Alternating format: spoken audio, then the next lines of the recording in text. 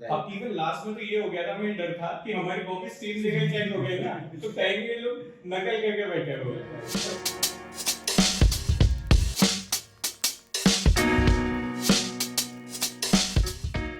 Welcome you all to XRP. So guys, today we have one special video for all of you.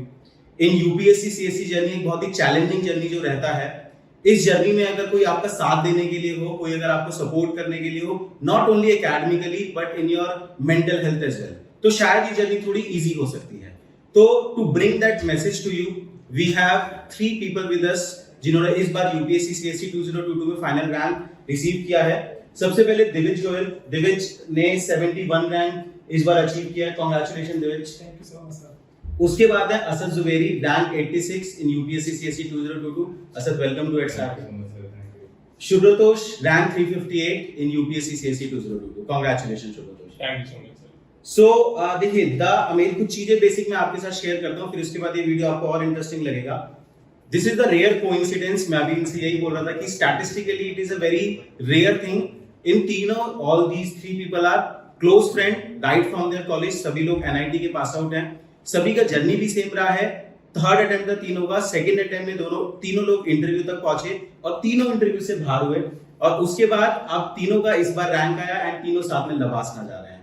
I think very rare possibility जो कि किसी के साथ भी हो सकती है, वो होता है ना कि सक्सेस यार अगर मिल रही है और साथ में जिनके साथ आप एंजॉय कर सकते हो, उसके साथ आप एंजॉय भी कर सकते हो. तो मेरी सजेशन में जितने भी टॉपर्स को मैं ब्लेसिंग देता हूँ, डबल ब्लेसिंग आप लोगों के लिए कि यार आपको ये मोमेंट एंजॉय करने के लिए.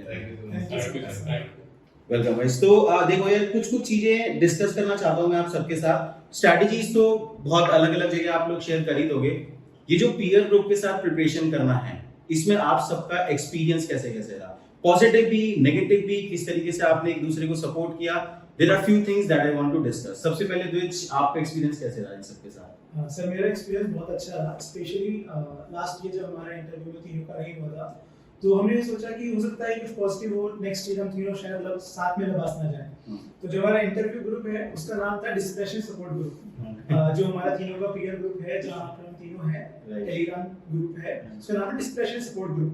सो we discuss literally everything, academic, mental health या पर्सनल भी, एवरीथिंग, लिटरली एवरीथिंग, और बकर भी, सब कुछ हम लोग उस ग्रुप पर करते हैं. तो एक्सपीरियंस काफी अच्छा रहा. तो ग्रुप का नाम बहुत ही इंटरेस्टिंग अलग सा मुझे लगा, डिस्कशन ग्रुप. तो यार ये जो साथ में प्रिपरेशन करना है, सब मैं आपसे पूछना चाहूंगा ये कि मेंटल हेल्थ इस एग्जामिनेशन में बहुत ही चैलेंजिंग रहती है. तो how did you cope up with that? कैसे मैनेज किया और बाकी दो लोगों ने आपको कैसे सपोर्ट किया? सर, इसमें एक हमारे ग्रुप का रेलेवेंस ये था क्योंकि हम तीनों घर पे रह के प्रिपरेशन कर रहे थे. तो वो जो एक लोनलीनेस थी कि वहाँ पे कोई डिस्ट्रैक्शंस नहीं थे, that was a positive for us. But एक लोनली फील करता है इंसान जब अकेला मेहनत कर रहा होता है day in day out. And parents के साथ में for emotional support, but in दोनों का सपोर्ट रहा. प्लस मेरे जो फ्रेंड है माधव भाई, वो भी सिलेक्टेड है इस बार, ही गेट आईएएस दिस ईयर, उनका सपोर्ट रहा. तो ये सब जो हमारा जो ग्रुप था इन तीनों लोगों का, इसमें सर क्योंकि मैंने पर्सनली मेंटल हेल्थ इशू से बहुत ज्यादा डील किया है through out my preparation. I have seen anxiety issues, I have seen panic attacks, I have seen everything that people see, and I have no issue in accepting all of that because बहुत common problem है. और लोगों को लगता है कि आप इसके साथ नहीं निकाल पाएंगे पेपर. टफ होता है, but then if you have a group like this where you can discuss things around. तो मैं तो सर कभी कॉल भी करता था. जैसे लास्ट ईयर मुझे याद है जब हमारा रिजल्ट आने वाला था, तो गूगल मीट पे हम लोग बैठे हुए थे, तब मैं यही डिस्कस कर रहा था कि जर्नी मेरी ना बहुत ज्यादा टफ रही है because of this added issue that I am facing. तो just saying it out loud helped me with these 2 people, and also sir, so jokes भी चलते रहते थे आपस में. मैं गाने का शौक रखता हूँ तो इनको शेयर करता था, तो आई फेल्ट लाइक कहीं तो डालना, क्योंकि सोशल मीडिया सारा बंद था मेरा हर तरफ. तो सर हर रिस्पेक्ट में it was a huge support for me. बिल्कुल बढ़िया यार. शुभ्रतोष, along with the mental health, academically भी काफी प्रोडक्टिव रहता है ना, कि आप एक दूसरे को नोट्स शेयर कर सकते हो, दूसरे को कुछ अगर प्रिपरेशन में कुछ गलती हो रही है तो वो बता सकते हो. तो how does that equation played out for all 3 of you with respect to academics? तो सर हम लोगों के बीच में एक नेचुरल सिनर्जी है, बिकॉज हम लोग स्टार्टिंग से एक दूसरे को जानते थे. एंड जब इस साल लास्ट ईयर हम लोग इंटरव्यू के बाद क्वालिफाई नहीं कर पाए थे, एंड हम लोग अपनी पूरी स्ट्रैटेजी डिसाइड कर रहे थे तो क्योंकि हमने कॉमन स्ट्रेटेजी डेवलप करी, फिर उसके बाद हमने इवन एथिक्स की नोट्स जो है वो हम तीनों लोगों ने मिलकर डेवलप किए, कॉमन नोट्स बनाए जो बहुत होलिस्टिक नोट्स हैं, एंड इवेंचुअली इनमें से कोई एक आपको चैनल पे शेयर भी करेगा, तो look forward to it. And इसी के साथ साथ जब हम लोग कॉपीज लिखते थे तो अपनी कॉपीज भी एक दूसरे को कोचिंग पे चेक होकर आती है, नो डाउट, पर एक दूसरे के सामने रखते थे। फॉर एग्जांपल मुझे कुछ एग्जांपल या केस स्टडी अच्छा लगा तो मैं दिल को बोल के कि भाई मैं तेरे में से चुरा रहा हूं, और ले लेता था। अब सेम चीज अगर मैंने कुछ अच्छी लिखी हुई तो दिल मुझसे कहता भाई तेरे से उठा लिया मैंने।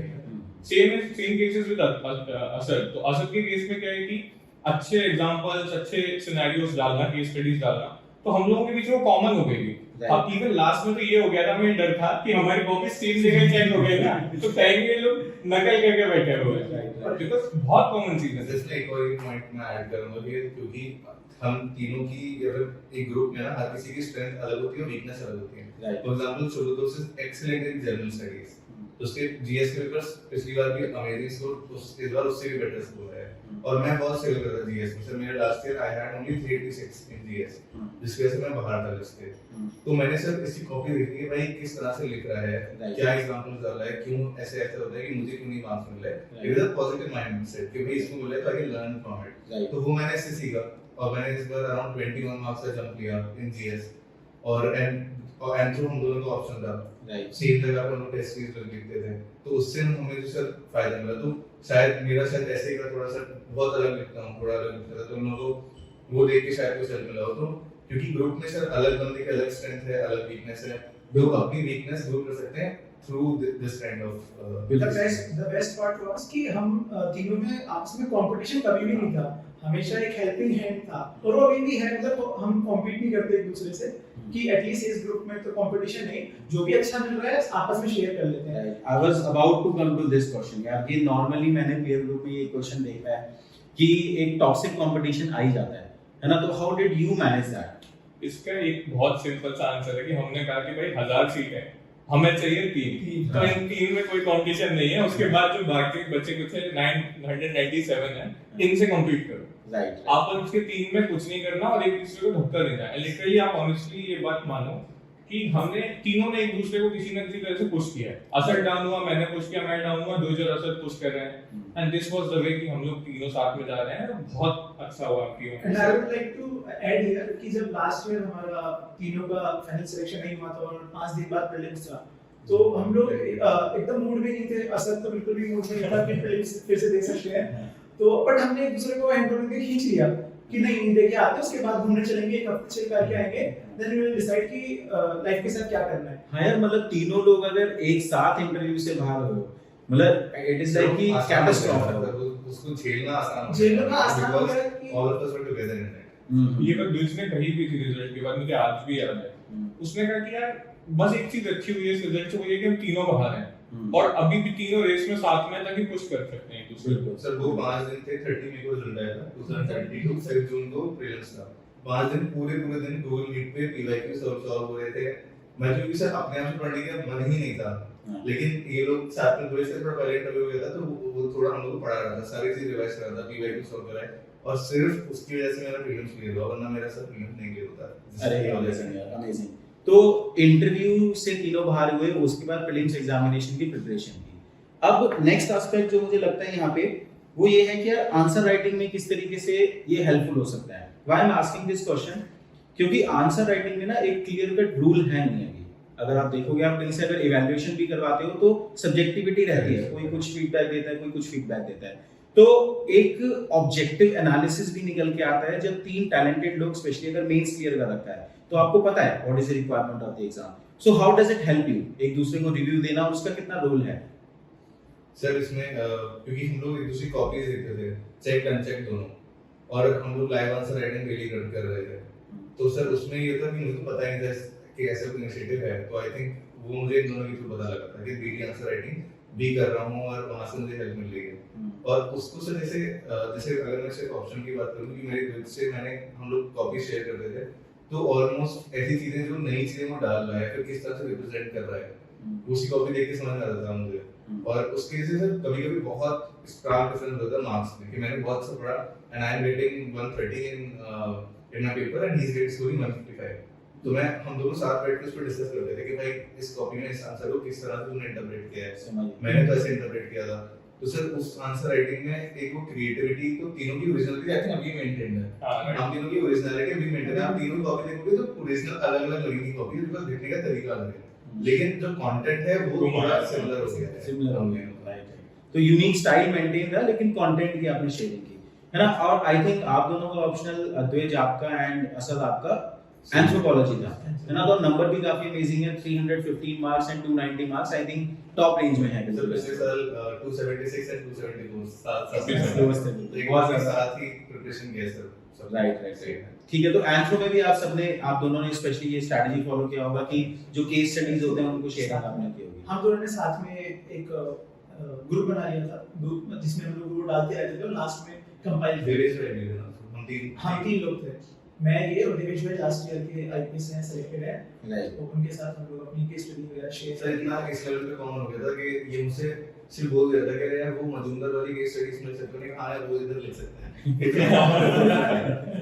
हाँ ठीक है। तो यार अभी रिजल्ट के बाद से शुभ्रतोष मैं आपसे पूछता हूँ कि किस तरीके से सेलिब्रेशन चल रहा है। मतलब वही है कि दुख बांटने से कम होता है और खुशी बांटने से बढ़ती है, ठीक है। तो ये जो साथ में आप लोगों ने सक्सेस देखा, तो how you guys are celebrating?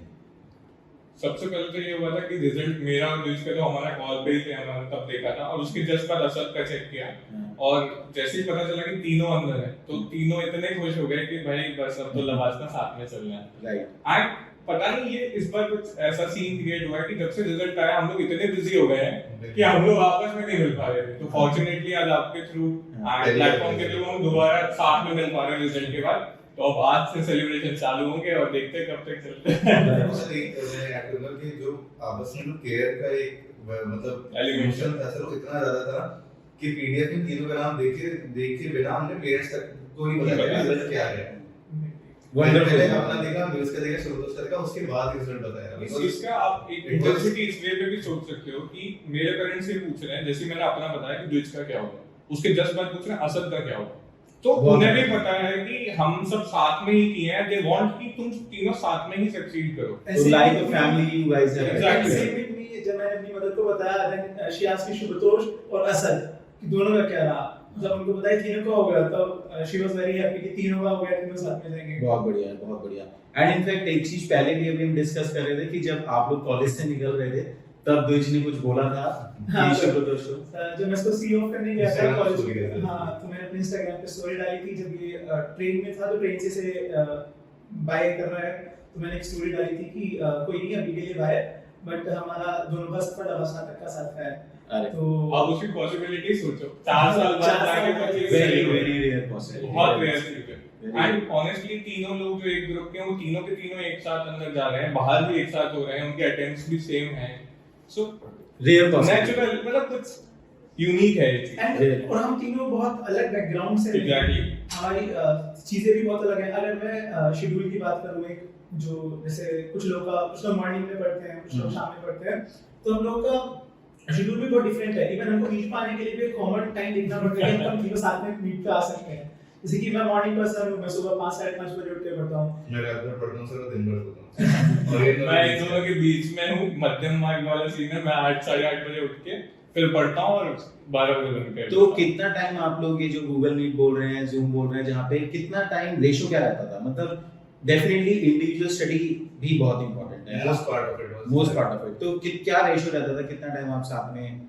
Sir जब जरूरत पड़ती थी हम लोगों को, तो अपडेट लेने के लिए या फिर कुछ अच्छा बताने के लिए या फिर कभी-कभी सिर्फ चिल करने के लिए। हां, जैसे पिछली बार तो मैं कई बार मैं गिटार बजा के प्ले कर रहा हूं, एवरीवन इज लिसनिंग, और रिजल्ट के आसपास की एंजाइटी कम करने के लिए तो वो बढ़ जाता है। बट जब पढ़ाई चल रही थी सर, तो आई थिंक हम लोग वीक में एक मीट कर लेते हैं। हां, वीक में एक मीट करते थे, बाकी टेलीग्राम अदरवाइज पर अपडेट ग्रुप करते थे। पर तीनों के मैसेज चलते ही रहते हैं, ज्यादा 3 लोग हैं। सुबह शाम कोई अपना अपडेट डाल रहा है, कॉपी डाल रहा है कि आज ये चेक हो के आ गई है उसमें। तो जितना मैं समझ पा रहा हूँ, ये एकेडमिक से ज्यादा नॉन एकेडमिक सपोर्ट आप तीनों को था, है ना, एक दूसरे से, कि अगर कोई भी चैलेंज कोई फेस कर रहा है, कोई लग रहा है कि यार कोई जर्नी में साथ होता है, तो काफी पॉजिटिव लगता है ना। इस जर्नी में लाइक हाई पॉइंट तो डेफिनेटली रिजल्ट रहा होगा, है ना, जो आप सभी का रहा होगा। लोएस्ट पॉइंट क्या है जो सबसे पहले आपके लिए? मुझे लगता है कि लोवेस्ट पॉइंट वही था जब लास्ट टाइम हमें लग रहा था कि तीनों का हो जाएगा, एटलीस्ट लिस्ट में तो आ जाएंगे, बट हम तीनों ही बाहर थे, तो जो एक पॉसिबिलिटी होती है कि चलो एक या दो किसी का तो होगा, पर तीनों का ही नहीं हुआ। तो मुझे लगता है कि वो एक लोवेस्ट पॉइंट था, बट हमने उसमें भी ये सोच लिया कि ठीक है, साथ में बार हुए हैं, अगली बार साथ में चले जाएंगे। ठीक है, ऑलराइट।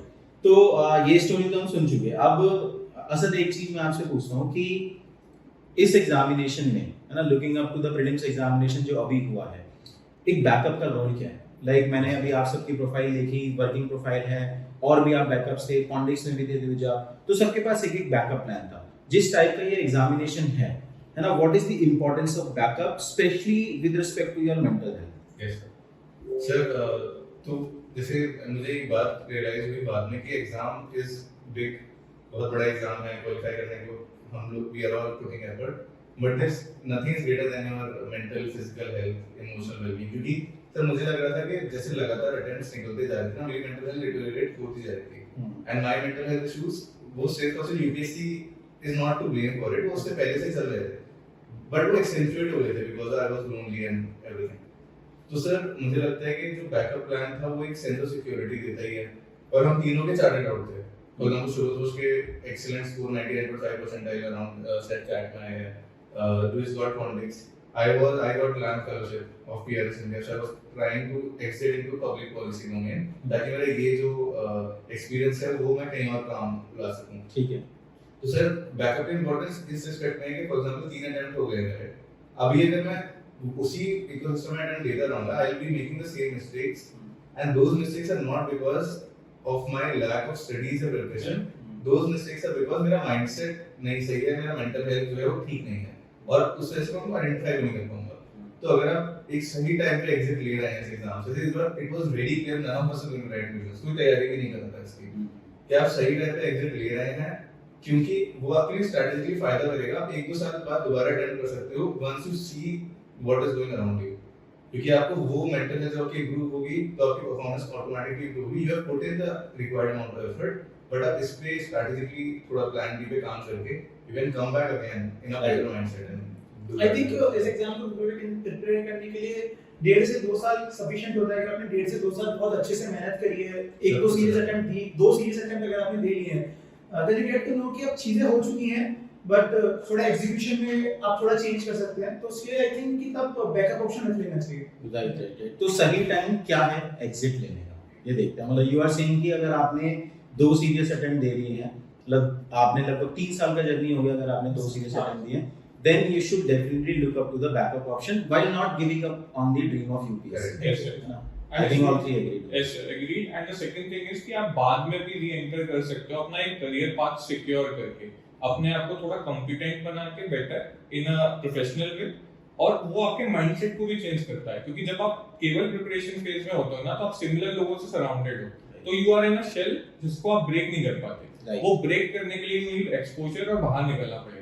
तो हम तीनों भी ये सोच के ही आगे बढ़े थे कि यार ये अटेम्प्ट जो है बस इसके बाद हम प्रीलिम्स नहीं देंगे, अपना अपना कुछ करो, और फ्यूचर में यूपीएससी में आना है तो फिर 2 साल 3 साल बाद देखेंगे क्या है। इवन एक चीज और शुरुतोष मैं टच करूंगा। हां, तो एक चीज ऐड करना था बस कि जैसे नंबर ऑफ अटेम्प्ट्स हमने 2 बात करी, बट किसी केस में हो सकता है कि उसे इंसान को थोड़ा ज्यादा टाइम लगे लर्न करने में, तो एक अंदर से वो फीलिंग आती है कि मुझे रिग्रेट नहीं है, even if I am not selected, अगर मैं इस साल नहीं सिलेक्ट होता मुझे रिग्रेट नहीं था, because I know I have put in the amount of effort. तो अगर को वो फीलिंग आती है कि अभी कोई रिग्रेट नहीं है, मैंने सही अमाउंट ऑफ एफर्ट डाला है, तो I think it's time to do. जैसे कि शुभतोष और मेरी भी बात हुई थी इस पे कि यार मैंने तीनों अटेम्प्ट में मेंस लिखा है कि अब मेंस में जितना हो सकता था, जो कुछ होता था हमने सब कर लिया है, तो अब ज्यादा कुछ बचा नहीं है। अब हम नेक्स्ट ईयर भी देंगे तो हम अब नया नहीं कर पाएंगे, ऑलरेडी डन है चीजें अपने साइड से जितना हो सकता था। नाउ इट रेस्ट की फेट क्या रहता है। बिल्कुल। तो मुझे लगता है जब आपको ये फीलिंग आ जाती है, देन आपने सब कुछ कर लिया, उसके बाद आप कर सकते हो एग्जाम, कुछ और बैकअप ऑप्शन देख सकते हो।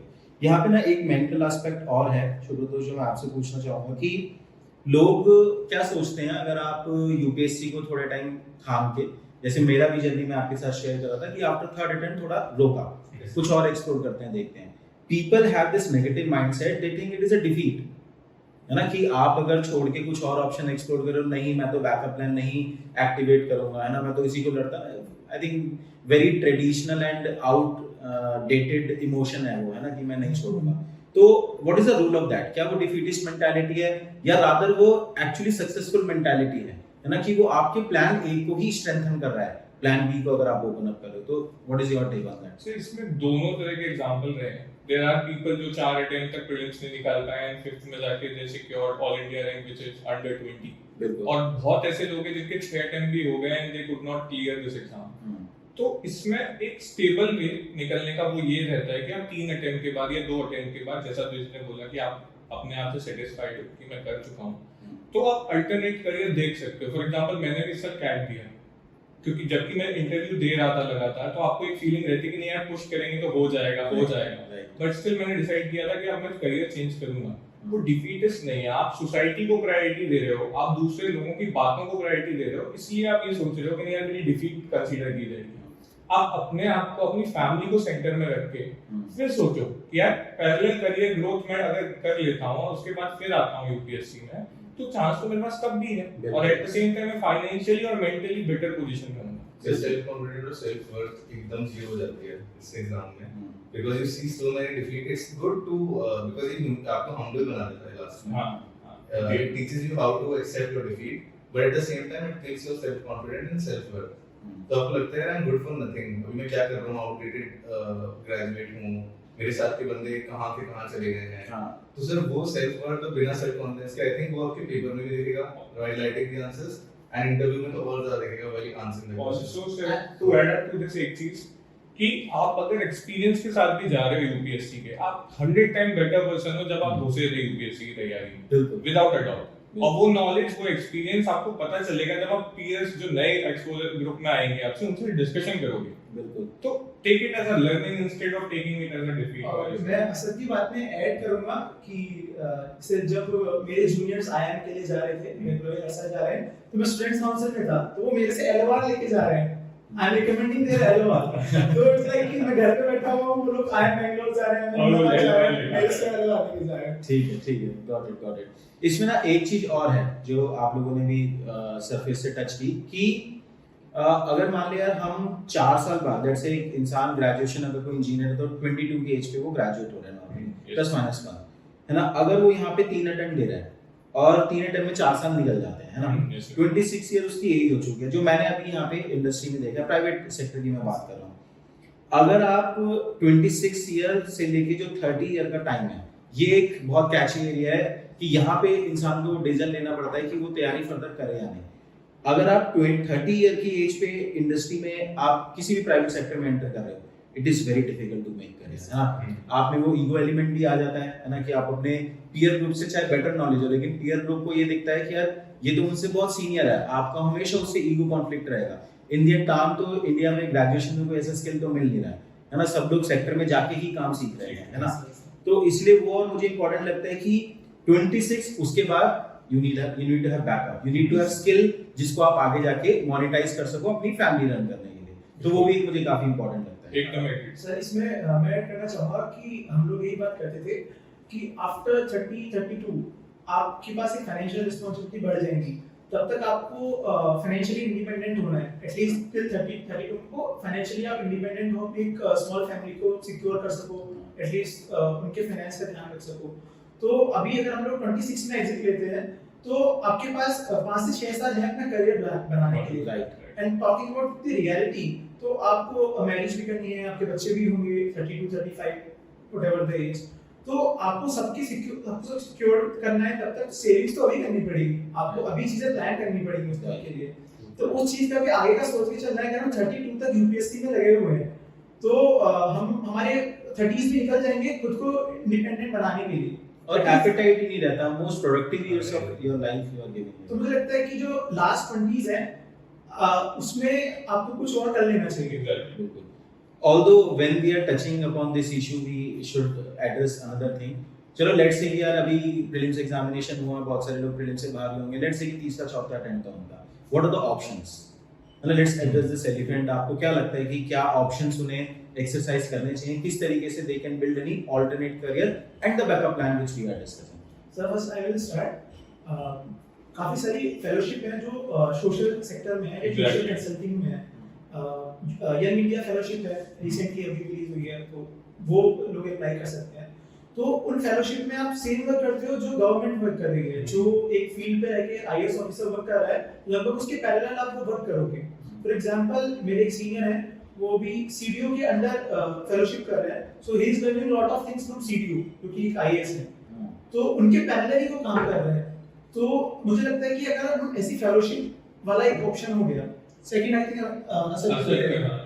सर फेलोशिप की बात जानते हैं करी, तो अभी रिसेंटली बहुत सारे मैंने देखा हर मिनिस्ट्री में they are hiring these young fellows on contract basis, 1 या 2 साल contract, they giving good salary 80,000 per month, 70,000 per month, and they want people जिनको आइडिया हो कि नेशनल इश्यूज क्या है, पॉलिसी बिल्डिंग क्या है, पॉलिसी मेकिंग क्या है, इकोनॉमिक डेवलपमेंट क्या है।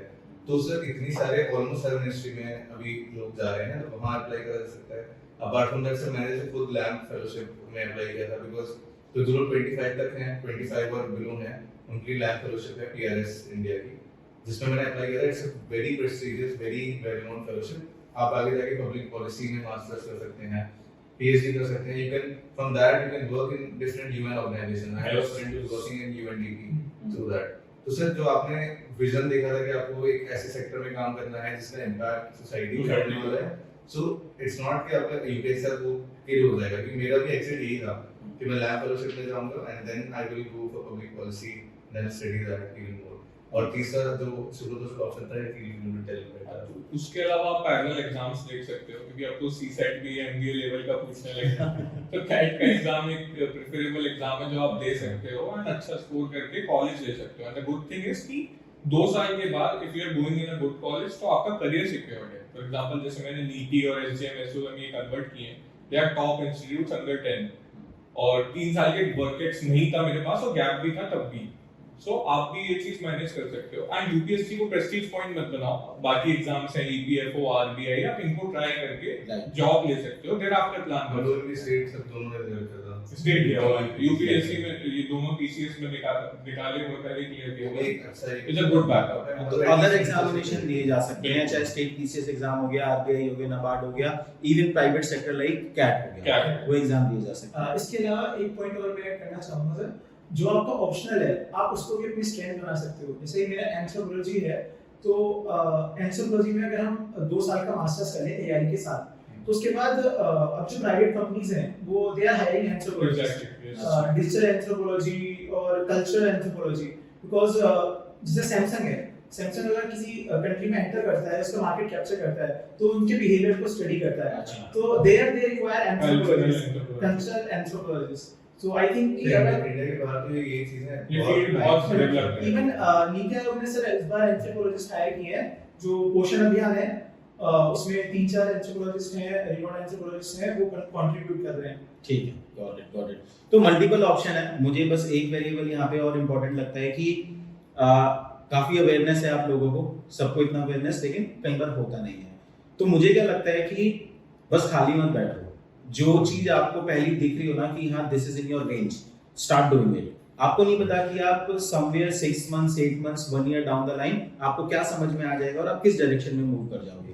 तो लेकिन गलती लोग क्या करते हैं कि खाली बैठे रहते हैं, like waiting for the another attempt. वहां पे कुछ नया नहीं आपको मिलने वाला। आप एक बार बाहर निकल के आपको जो भी दिख रहा है, पहला option decent option of course, वो करना स्टार्ट कर दो और फिर ड्यूरिंग द जर्नी डिसाइड करो कि what you actually want to do. Agreed.